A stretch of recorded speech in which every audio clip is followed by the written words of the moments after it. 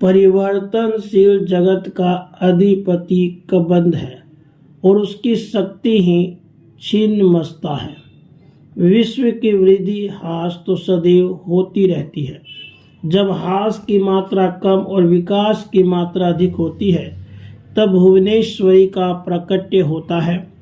इसके विपरीत जब निर्गम अधिक और आगम कम होता है तब छिन्नमस्ता का प्राधान्य होता है।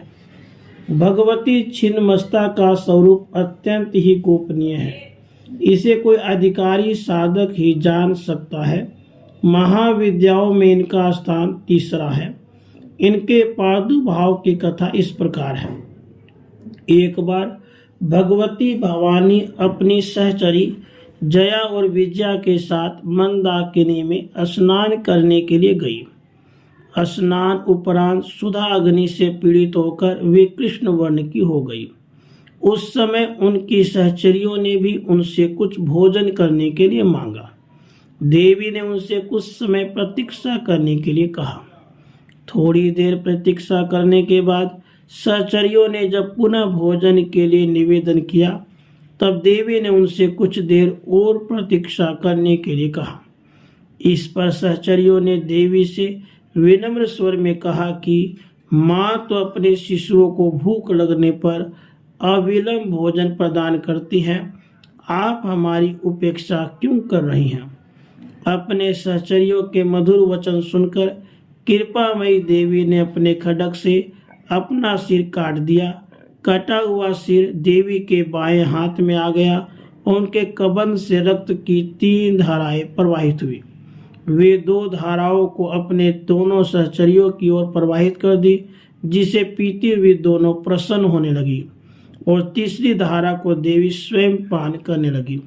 तभी से देवी छिन्नमस्ता के नाम से प्रसिद्ध हुई। ऐसा विधान है कि आधी रात अर्थात चतुर्थ संध्या काल में छिन्नमस्ता की उपासना से साधक को सरस्वती सिद्ध हो जाती है। शत्रु विजय, समूह स्तंभन, राज्य प्राप्ति और दुर्लभ मोक्ष प्राप्ति के लिए छिन्नमस्ता की उपासना अमोघ है। छिन्नमस्ता का आध्यात्मिक स्वरूप अत्यंत महत्वपूर्ण है। छिन्न यज्ञ शीर्षकी प्रतीक ये देवी श्वेत कमल पीठ पर खड़ी है। दिशाएं इनके वस्त्र हैं।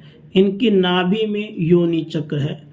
कृष्ण अर्थात तम और रक्त अर्थात रज गुणों की देवियां इनकी सहचरी हैं। ये अपना शीश काटकर भी जीवित है। यह अपने आप में पूर्ण अंतर्मुखी साधना का संकेत है।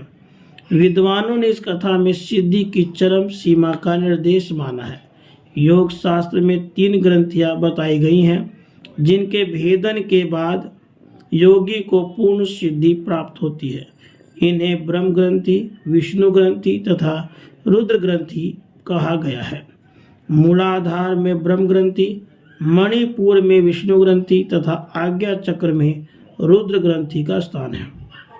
इन ग्रंथियों के भेदन से ही अद्वैतानंद की प्राप्ति होती है। योगियों का ऐसा अनुभव है कि मणिपुर चक्र के नीचे की नाड़ियों में ही काम और रति का मूल है। उसी पर छिन्ना महाशक्ति आरूढ़ है। इसका उद्र प्रवाह होने पर रुद्र ग्रंथि का भेदन होता है। छिन्नमस्ता का वज्र वैरोचनी नाम शाक्तों, बौद्धों तथा जैनों में समान रूप से प्रचलित है।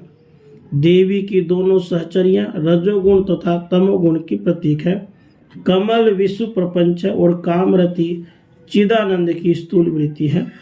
बृहदारण्यक की अश्वशीर विद्या, शाक्तों की हैग्रीव विद्या तथा गणपत्यों की छिन्न शीर्ष गणपति का रहस्य भी छिन्नमस्ता से ही संबंधित है। हिरण्यकशिपु, वैरोचन आदि छिन्नमस्ता के ही उपासक थे, इसलिए इन्हें वज्र वैरोचनिया कहा गया है। वैरोचन अग्नि को कहते हैं। अग्नि के स्थान मणिपुर में छिन्नमस्ता का ध्यान किया जाता है और वज्रा नाड़ी में इनका प्रवाह होने से इन्हें वज्र वैरोचनिया कहते हैं। श्री भैरव तंत्र में कहा गया है कि इनकी आराधना से साधक जीव भाव से मुक्त होकर शिव भाव को प्राप्त कर लेता है। राधे कृष्ण, राधे कृष्ण।